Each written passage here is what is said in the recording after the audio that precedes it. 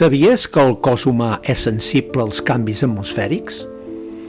Com qualsevol ésser viu, reaccionem al fred, la calor, el vent o a la humitat. Aquests elements del medi ambient poden provocar determinades reaccions i sensacions en el nostre organisme. Realment, el teu cos pot notar una tempesta abans de que arribi i fins i tot amb moltes hores d'antelació, de vegades 1 o 2 dies abans. Una davallada de la pressió atmosfèrica sol acompanyar les tempestes i, com més ràpida és aquesta baixada, més profunda acostuma a ser la borrasca que precedeix el forn. Així, abans de que arribi la tempesta, algunes persones poden patir mal de cap, dolors articulars, cansament o fins i tot canvis d'humor.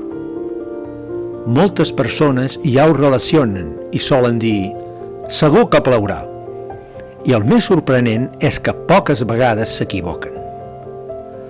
Aquesta associació entre els canvis del medi ambient i el cos humà s'anomena biometeorologia. El cervell no detecta les tempestes com si fos un radar, però sí que és extremadament sensible als canvis ambientals.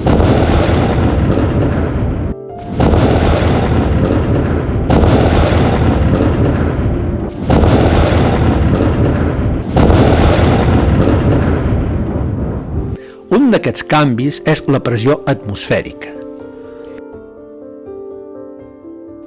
La principal hipòtesi és que els canvis ràpids de pressió poden actuar com a desencadenants de mal de cap o sensació d'embotiment en persones predisposades. Aquests canvis poden modificar la tensió dels vasos sanguinis, afectar els sinus paranasals, estimular receptors mecànics específics i generar una resposta inflamatòria.